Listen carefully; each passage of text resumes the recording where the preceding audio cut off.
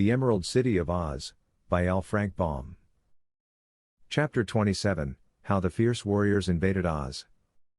The Gnome King and his terrible allies sat at the banquet table until midnight.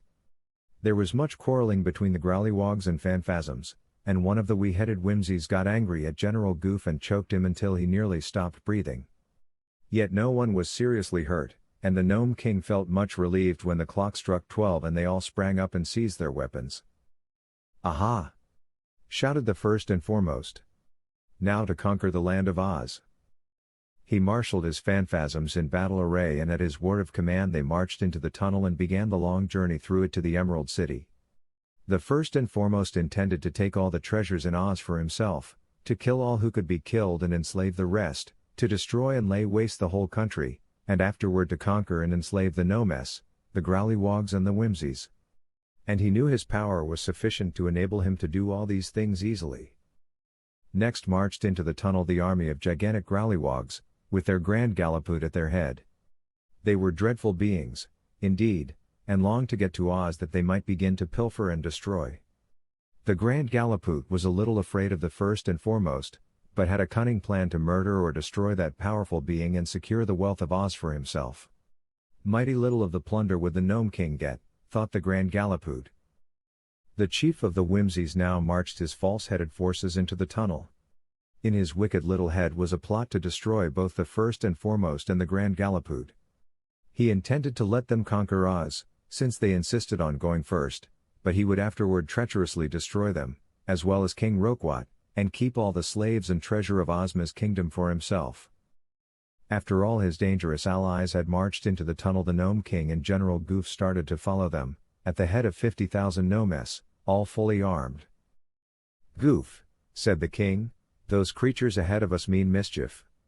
They intend to get everything for themselves and leave us nothing." "I know," replied the general, "but they are not as clever as they think they are. When you get the magic belt you must at once wish the Whimsies and Growlywogs and Phanphasms all back into their own countries, and the belt will surely take them there." "Good!" cried the king. "An excellent plan, Goof. I'll do it. While they are conquering Oz I'll get the magic belt, and then only the Gnomes will remain to ravage the country." So you see there was only one thing that all were agreed upon, that Oz should be destroyed. On the vast ranks of invaders marched, filling the tunnel from side to side. With a steady tramp, they advanced, every step taking them nearer to the beautiful Emerald City. "Nothing can save the land of Oz," thought the first and foremost, scowling until his bare face was as black as the tunnel. "The Emerald City is as good as destroyed already," muttered the Grand Galliput, shaking his war club fiercely. "In a few hours Oz will be a desert," said the chief of the Whimsies, with an evil laugh.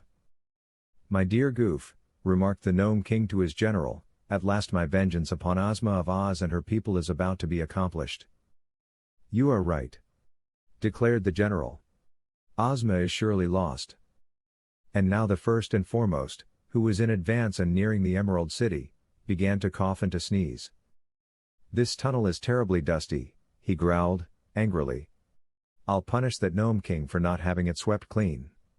My throat and eyes are getting full of dust and I'm as thirsty as a fish." The Grand Galliput was coughing too, and his throat was parched and dry. "What a dusty place!" he cried. "I'll be glad when we reach Oz, where we can get a drink."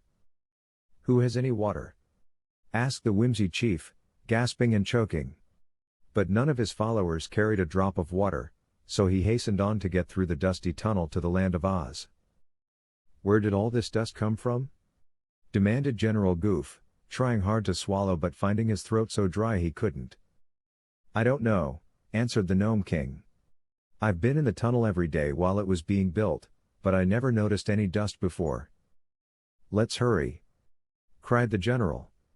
"I'd give half the gold in Oz for a drink of water." The dust grew thicker and thicker, and the throats and eyes and noses of the invaders were filled with it. But not one halted or turned back. They hurried forward more fierce and vengeful than ever,